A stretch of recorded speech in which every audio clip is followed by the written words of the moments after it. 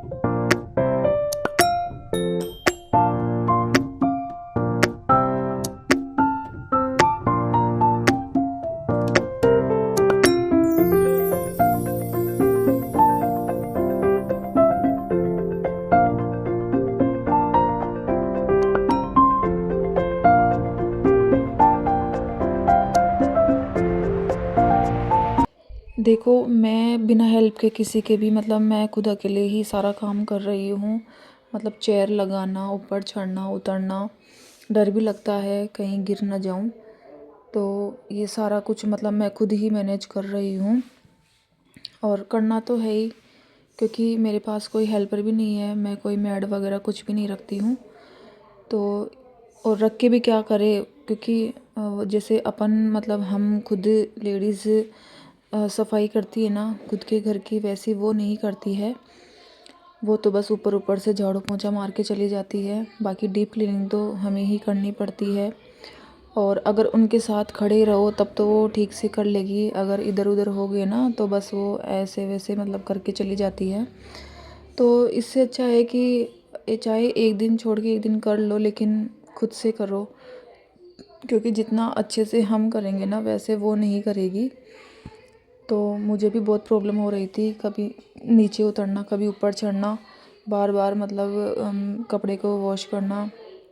और ना शिफ्ट होने के बाद ना पता है मतलब मैंने आज ही कर रही हूँ ये क्लीन वगैरह। वैसे तो बीच में मैंने की थी सफाई, लेकिन इतना डीप क्लीनिंग नहीं किया था क्योंकि मुझे कमर पेन हो रहा था। तो अभी मैं ठीक हूँ।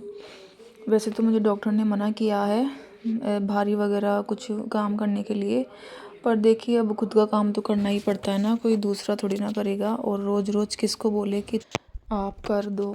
देखिए जी, रोज़ रोज़ भी कोई नहीं करता है। हाँ, इमरजेंसी में कर देते हैं, बाकी रोज़ रोज़ कोई भी नहीं करता है। तो बस मेरे ये क्लीनिंग क्या है, मैं जैसे आज मेरी हो चुकी है ना, तो बस अब मैं इसको महीने के बाद ही करूँगी। महीने से मैं करती हूँ, और वैसे हल्का फुल्का तो चलता रहता है। देखिए, आप सफाई दिखावे के लिए मत कीजिए। आप खुद के मन को संतुष्टि मिले, अपने मन को शांति मिले, उसके लिए करना चाहिए। बाहर से तो हम क्लीन कर लेते हैं, लेकिन हमें ही पता होता है कि अंदर कहाँ कहाँ पर मतलब गंदगी या चिकनाहट छिपी होती है। तो बस वही क्लीन करना चाहिए जो मन को शांति दे। और जब तक ना मेरे मतलब पूरी क्लीनिंग नहीं हो जाती ना ढंग से, तो मुझे मन को शांति नहीं मिलती है। तो यहाँ पर बस मैं ऊपर की क्लीनिंग मेरी हो चुकी थी, और अब बारी थी मेरी जहाँ पर आरओ का जो एरिया है वहीं पर, लेकिन अभी आरओ लगा नहीं है। तो यहाँ पर ना अभी मैंने 2 बड़े कंटेनर रखे हुए हैं, तो इनको भी मैं आज हटा दूँगी, क्योंकि ऊपर से ना इनके जो मेरे जो कंटेनर के जो ऊपर जो ढक्कन है इसके ऊपर भी बहुत ऑयल चिपक गया है, धूल वगैरह। तो ये भी मैं आपके साथ शेयर कर रही हूँ। ये देखिए, बहुत मतलब डस्ट वगैरह जम गई है। तो आज मैं इनको क्लीन करके और फिर मैं यहाँ पर ना पेपर लगा दूँगी, ताकि अगली बार मुझे जब भी सफाई करनी पड़े तो बस मैं पेपर को हटा के और एक अच्छे साफ़ सुथरे कपड़े से मैं साफ़ कर लूँ। बस मुझे ज़्यादा मेहनत करने की ज़रूरत ना पड़े। तो यहाँ पर हो चुकी थी। वैसे मुझे ज़्यादा मेहनत नहीं करनी पड़ी, क्योंकि अभी मुझे शिफ्ट हुए ना ज़्यादा टाइम नहीं हुआ है।